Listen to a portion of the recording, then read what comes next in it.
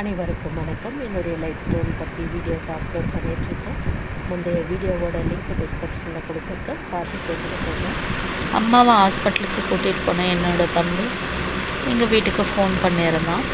என்னோடய தங்கச்சி தான் ஃபோன் எடுத்து பேசிச்சு. ஜெயா எங்கே இருக்குது அப்படின்னு கேட்டுக்கணும். இங்கே தாண்டா இருக்குது அப்படின்னு சொன்னதுக்கு, ஜெயாவை பத்திரமா பார்த்துக்கோ, அம்மா செத்துட்டாங்க அப்படின்னு சொன்னதும் என் தங்கச்சி என்னடா சொல்கிற அப்படின்ட்டு அது முகமே மாறுச்சு. நான் அப்போவே கண்டுபிடிச்சிட்டேன். அம்மா இறந்துட்டாங்க அப்படின்னு சொன்ன உடனே எனக்கு தலை உள்ளெல்லாம் ஒரு மாதிரி ஆகிட்டு, காதெல்லாம் அப்படியே ஃபுல்லாக அடைச்சிடுச்சு. நான் எங்கேயோ ஒரு இடத்துல இருக்கிற மாதிரி தெரியுது, ஆனால் வீட்டில் இருக்கிறது நினைவு வருது.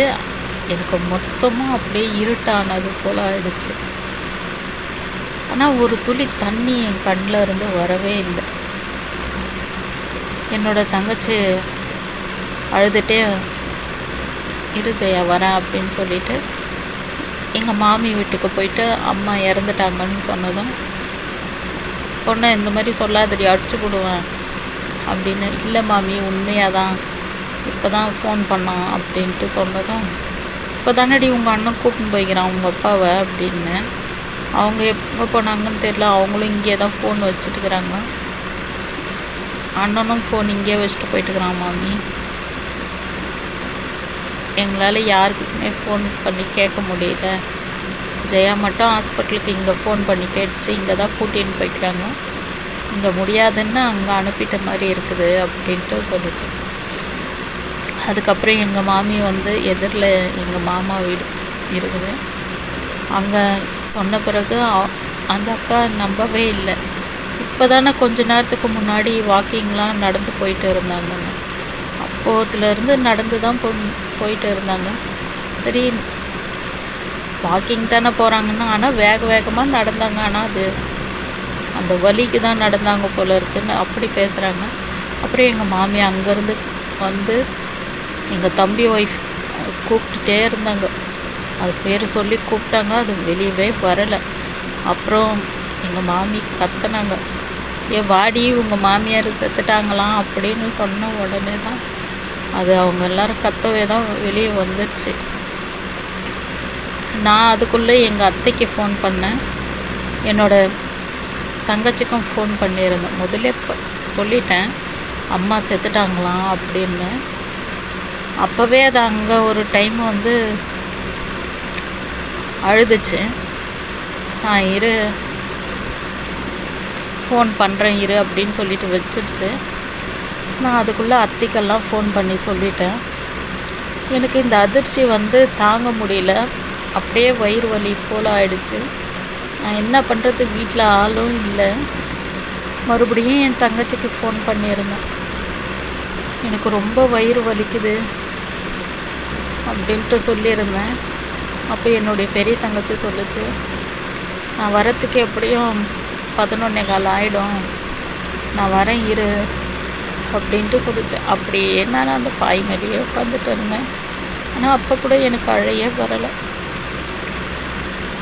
அப்போ பார்த்தா அம்மா வலின்னு சொல்லிட்டு கஷாயம் சூடு பண்ணது வந்து அந்த சூடு வந்து அப்படியே லைட்டாக பறந்துட்டுருக்குது, அப்படியே புகையாக போகுது. அப்புறம் அம்மா டம்ளர் எல்லாம் கழுவி வச்சுருந்தாங்க, அந்த சொட்டு சொட்டாக டம்ளர்லேருந்து தண்ணி வந்து விழுந்துட்டுருக்குது. எனக்கு அதை பார்த்த உடனே அப்படியே ஒரு மாதிரி ஆயிடுச்சு. அவங்க குடிக்கணும்னு நினச்சி வச்ச கஷாயம் இன்னும் சூடு ஆறலை. பாத்திரம் கழுவி வச்சது அந்த டம்ளர்லேருந்து தண்ணி இன்னும் சொட்டுறது நிற்கலை.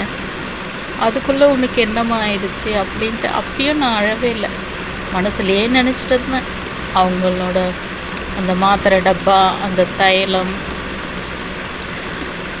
அப்புறம் அவங்க யூஸ் பண்ண பொருள், இது எல்லாமே அமைதியாக உட்காந்துட்டு பார்த்துட்டே இருந்தேன். குட்டி பசங்க எல்லாமே 3 பேருமே எழுந்து உட்காந்துட்டு இருந்தாங்க. நான் சொன்னேன், ஆயா செத்துடுச்சான் அப்படின்னு. பசங்களுக்கோ எதுவும் தெரியல, அமைதியாக இருந்தாங்க. கொஞ்ச நேரத்துக்கெல்லாம் வந்து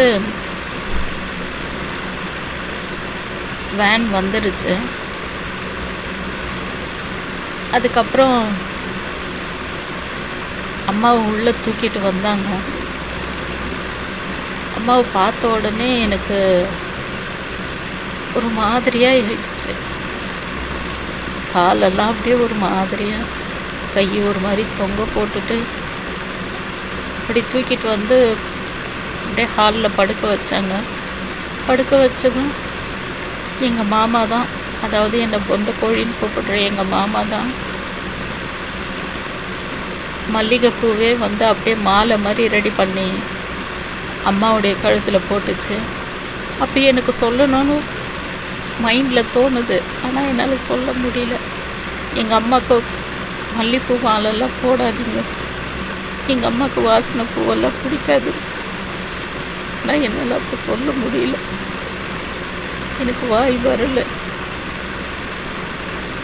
அமைதியாக அம்மா அம்மான்னு வாய் மட்டும்தான் என்னால் அசைக்க முடிஞ்சிச்சே தவிர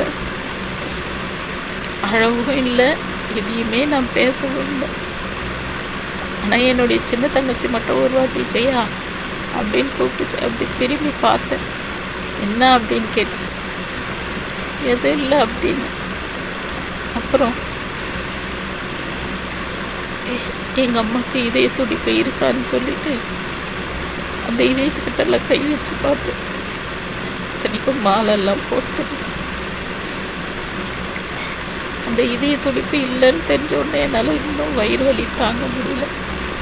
அதுக்கப்புறம் என்னுடைய தங்கச்சிக்கிட்ட சொன்னேன், என்னை ரெஸ்ட் ரூமுக்கு கூட்டிகிட்டு போகணும்.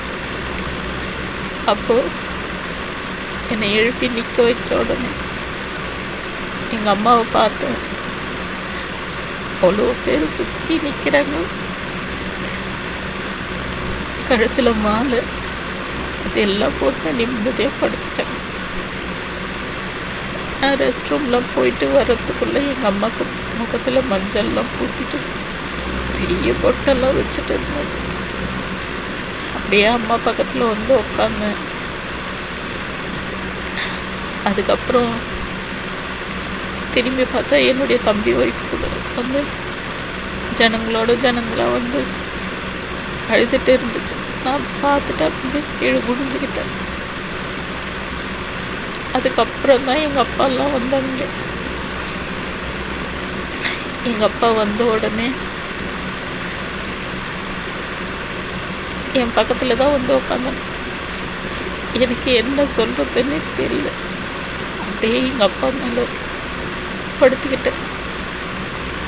எங்கள் அப்பாவுக்கு அந்த இடத்துல உட்கார முடியாத 2 செகண்ட் கூட இல்லை. நான் தலை வச்ச கொஞ்ச நேரத்துக்கெல்லாம் எழுந்து போயிட்டாங்க. அதுக்கப்புறம் பார்த்தா எல்லோரும் வந்து அம்மாவை தூக்கினாங்க. ஏன் அப்படின்ட்டு மாதிரி பார்த்தேன். என் தங்கச்சியை கேட்டேன், அம்மாவை ஐஸ் பாக்ஸில் வைக்கிறதுக்கு எடுத்துகிட்டு போகிறேன். அதுக்கப்புறம் என்னை எல்லாம் வெளியே கூட்டிகிட்டு போனாங்க.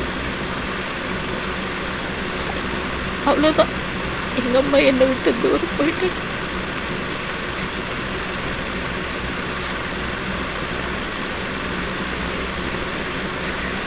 அதன் பிறகு நான் ஐஸ் பாக்ஸையே பார்த்துட்டு இருந்தேன்.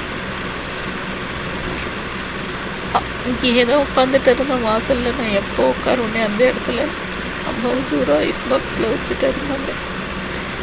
சாயங்காலம் எந்த பூனைக்குட்டிக்கிட்ட தெருவில் நின்று பூனை பார்த்துச்சோ அந்த இடத்துல தான் அம்மாவுடைய ஐஸ் பாக்ஸ் வச்சுட்டு இருந்தாங்க. அதுக்கப்புறம் நான் அங்கேயே தான் உட்காந்துட்டு இருந்தேன். கிட்டெல்லாம் கூட போக முடியாது என்னால். அப்புறம் எனக்கு ஒரு 1:30 மணிக்கு மேலே இருக்கும். குளிர் அதிகமாகி அப்படியே என் மேலேயே நான் அப்படியே படுத்துக்கிட்டேன், என் முட்டி மேலேயே. அதுக்கப்புறம் என்னை எங்கள் மாமா தான் பார்த்துச்சு. அப்புறம் என்னுடைய பெரிய தங்கச்சியை கூப்பிட்டு பொந்த கோழியை உள்ளே இட்டுன்னு போயினா குளிர் மாதிரி வந்துட்டுக்குது பாரு அப்படின்னு சொன்னாங்க. உடனே என் தங்கச்சி சொல்ல வேண்டியது தானே குளிர் இருந்தாங்க. இதுக்கப்புறம் குளிர் வந்தா என்ன வரல, நான் என்ன மனசில் நினச்சிக்கிட்டேன். அப்போ நான் உள்ளே வந்து உட்காரும் பொழுது ஒரு பட்டாம்பூச்சி, சந்தன கலர் பட்டாம்பூச்சி என் மேலெல்லாம் வந்து அப்படியே உட்காருது, கண்ணத்துக்கிட்ட உட்காருது, உதட்டுக்கிட்ட, தலை மேலே, கையிலெல்லாம் உட்காருது. அப்போ சொன்னாங்க, யாரும் அடிக்காதீங்க அப்படின்னு. என்கிட்ட வரத்து உடனே எங்கள் அப்பா வந்து போடுது. 2 பேர்கிட்டையும் மாற்றி மாற்றி போடுச்சு. அப்போ சொன்னாங்க, உங்கள் அம்மா தாண்டி உன்னை சுற்றி சுற்றி வராங்க அப்படின்னு. அப்பயும் நான் அமைதியாக தான் படுத்துட்டு இருந்தேன். படுத்துட்டு அப்படி பார்க்கும்பொழுது அம்மாவுடைய ஃபோட்டோலாம் இருந்துச்சு. இந்த பழைய ஃபோட்டோஸ்லாம் பார்க்கும்பொழுது அம்மாவா உலகத்தில் இல்லை அப்படின்ட்டு. அதுக்கப்புறம் காலையில் ஆயிடுச்சு, 6 மணி இருக்கும். எங்கள் தெரு அதான் எங்கள் சித்தி ஒருத்தர் வந்து ஜெயா எங்கே இருக்குதுன்னு வெளியே இருந்து கேட்டாங்க. உள்ளே இருக்குது அப்படின்னு சொன்ன உடனே எங்கள் சித்தி வந்து என்னை பிடிச்சி அழுது போச்சு. உங்கள் அம்மா இப்படி மோசம் பண்ணிடும் நினச்சி பார்க்கணும். அடுத்தது இன்னொரு பெரியம்மா வந்தாங்க. வடிகாலம் 4 மணிக்கே வந்து மோலெல்லாம் அடித்தாங்க. அப்போ தான் எங்கள் வீட்டில் யாரோ இறந்துட்டு இருக்கிறாங்கன்ற விஷயம் தெரியும். ஆனால் யார் இறந்துட்டாங்கன்ட்டு யாருக்குமே சரியாக தெரியல. சொந்தக்காரங்களுக்கு வரைக்கும் தான் தெரிஞ்சிச்சு. அதன் பிறகு ஒவ்வொருத்தராக வந்துட்டே இருந்தாங்க. நான் வெளியவே தான் உட்காந்துட்டு இருந்தேன். அப்போது ஐஸ் பாக்ஸுக்கு போகிற கரண்ட் ஒயர் இருந்துச்சு. நம்ம இதுக்கப்புறம் உயிர் வாழக்கூடாது, நம்ம இந்த ஒயரை பிடிச்சிட்டு கரண்ட்டு ஷாக் வரும், நம்மளும் அம்மாவோட போய் சேர்ந்துடலாம்ல அப்படின்னு சொல்லிட்டு அந்த ஒயரை பிடிச்சேன். ஆனால் எனக்கு எதுவுமே ஆகலை. அது திக்கு ஒயராக இருந்ததால எதுவுமே ஆகலை. அப்புறம் என்னை சாப்பிட்றதுக்கு கூப்பிட்டாங்க. எனக்கு சாப்பாடெல்லாம் நான் வேணாம்னு சொல்லிட்டேன். அதுக்கப்புறம் ஜூஸ்னால் குடி அப்படின்ட்டு சொன்னாங்க. இல்லை எனக்கு வேணாம்னு சொல்லிட்டேன்.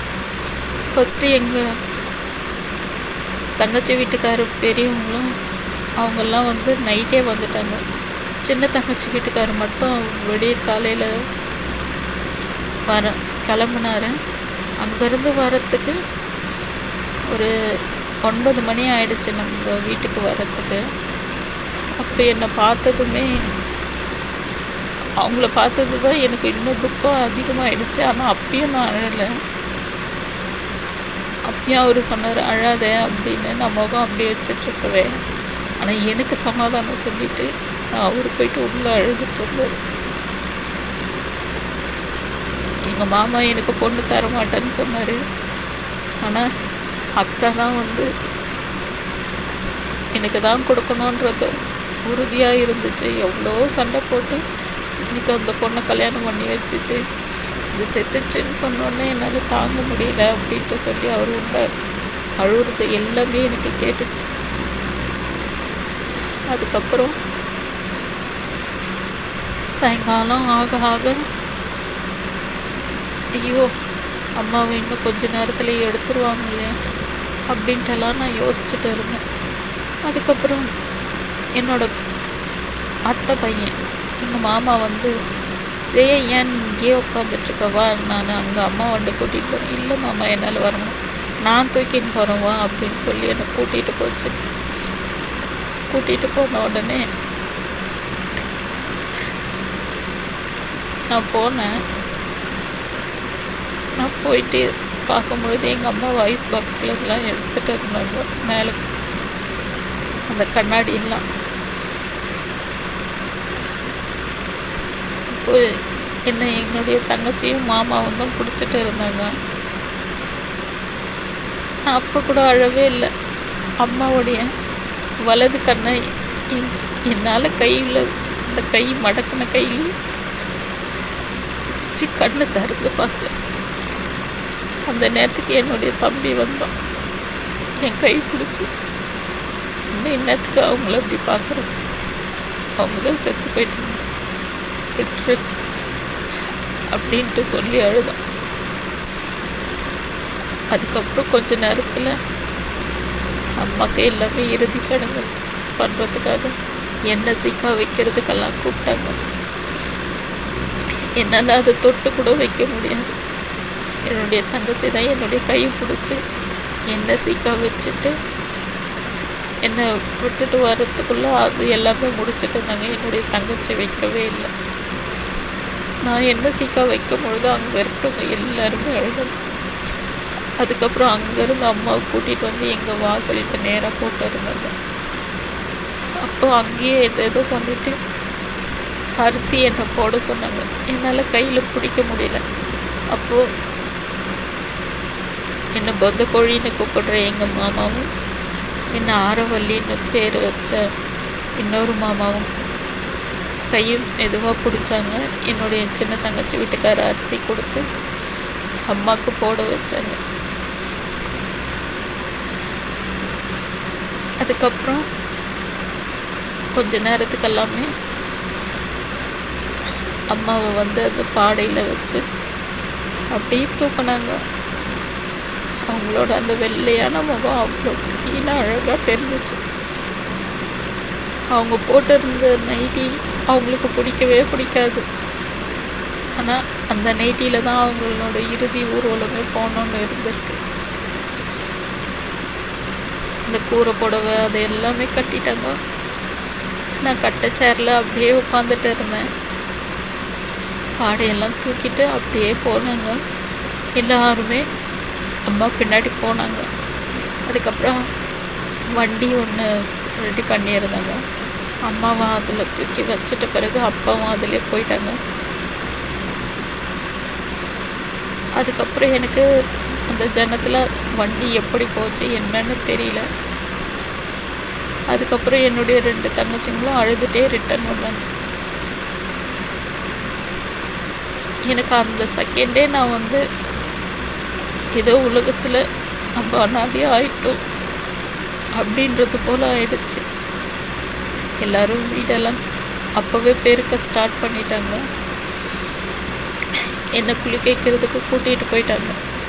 அப்போ அங்கே கிட்டத்தட்ட அந்த 17 நாளாக துவைக்காமல் வச்சுருந்த அந்த கோபுரமாக இருந்த அந்த துணி அப்படியே இருக்குது. யூஸ் பண்ண பொருள் எல்லாமே அங்கே இருக்குது. அவங்க வாங்கி வச்ச பாத்திரம் இருக்குது. நீ அம்மா என்னை விட்டுட்டு போயிட்டேன். இது மட்டும்தான். தலை மேலே தண்ணி ஊற்றும் பொழுது ஒரே சொட்டு கண்ணில் தண்ணி வந்துச்சு. அவ்வளோதான்.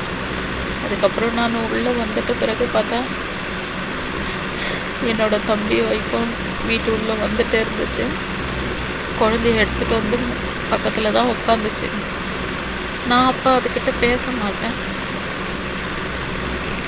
அப்போ என் பக்கத்தில் உட்காந்துன்னு குழந்தைக்கு பால் பாட்டில் எடுத்து கொடுத்துட்டு இருந்துச்சு. அப்போ அதனோட பேரை கூப்பிட்டு ஒரே வார்த்தை தான் கேட்டேன். இன்னைக்கு இங்கே வந்து உட்கார்றியே, அந்த மாதிரி அவங்க இருக்கும்பொழுது ஒரு வார்த்தை அன்பாக பேசி இருக்கலாம்னு கேட்டேன். அதுவும் அழுதுகிச்சு, நானும் அழுதுகிட்டேன். அதுக்கப்புறம் வீட்டில் வந்து ஆயா வீட்டில் இருந்து சாப்பாடெல்லாம் எடுத்துகிட்டு வந்து கொடுத்தாங்க. எல்லோரும் சாப்பிட்டு படுத்துட்டாங்க. நானும் படுத்துட்டேன். அதன் பிறகெல்லாம் என்னாச்சுன்ட்டு தெரிஞ்சுக்கணுன்னா அடுத்த வீடியோவில் சொல்கிறேன். இந்த வீடியோ பிடிச்சிருந்தா லைக் பண்ணுங்கள்.